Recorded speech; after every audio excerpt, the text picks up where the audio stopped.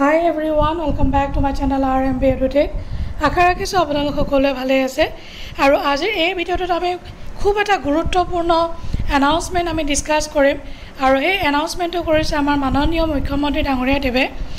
এতিয়া বহুতৰ কোৱেশ্চন আছিল যে PRC কম্পালসৰি হয় নে নহয় বা লোকেল ল্যাঙ্গুৱেজ জানিব লাগিব নে নালাগে এই ভিডিঅ'টো চালে আপোনালোকে ভিডিঅ' ক্লিপটো চালে সকলোখিনি আপোনালোকৰ ডাউট ক্লিয়াৰ হৈ যাব ভিডিঅ'টো আপোনালোকে হেকলৈকে চাব আৰু অসমৰ চৰকাৰী চাকৰি পাবলৈ হলে গ্ৰেড 3 বা গ্ৰেড 4 যদি আপোনালোকে চাকৰি কৰিব বিচাৰিছে তেতিয়াহলে আপুনি ভিডিঅ'টো চাওক যে PRC আপোনালোকৰ কাৰণে কম্পালসৰি হয় নে নহয়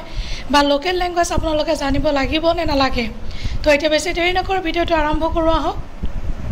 প্ৰফেসৰ বা চতুৰ্থ বৰ্গৰ কৰ্মচাৰী তৃতীয় বৰ্গৰ কৰ্মচাৰী হবৰ কাৰণে PRCৰ ব্যৱস্থাটো চৰকাৰে উইথড্ৰ কৰিছে কিছুমানে ৰাতিপুৱাই মই বাতৰি কাকতত সমালোচনা দেখা পাইছিলো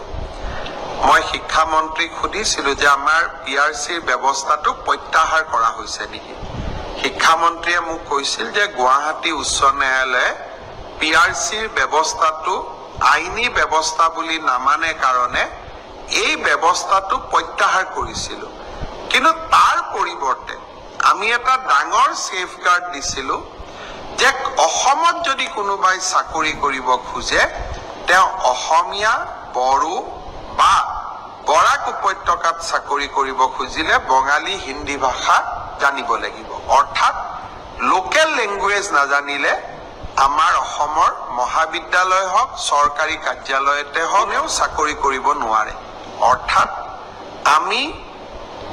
লোকেল ল্যাঙ্গুৱেজৰ ওপৰত ইমানেই গুৰুত্ব দিছিলো যাতে বাহিৰৰ পৰা কোনেও আহি অসমত চাকৰি ল'ব নোৱাৰে হি যি কি নহওক এতিয়া আমি দুইটা নিয়ম কৰিছো যে PRCও লাগিব আৰু লোকেল ল্যাঙ্গুৱেজও জানিব লাগিব মই ভাবো যে অসমৰ প্ৰতিটো পোষ্ট প্ৰতিটো চাকৰি আমি অসমৰ স্থায়ী বাসিন্দা PRC ডক্টৰ মনমোহন সিঙৰো আছে কিন্তু প্ৰকৃত স্থায়ী বাসিন্দাই যাতে চৰকাৰী চাকৰি পায় তাৰ বাবে আমাৰ প্ৰচেষ্টা অব্যাহত থাকিব ৰাইজে আমাক সমালোচনাও কৰিব মৰমো কৰিব আদৰো কৰিব ৰাইজৰ প্ৰতি আমি দায়বদ্ধ হৈ থাকিম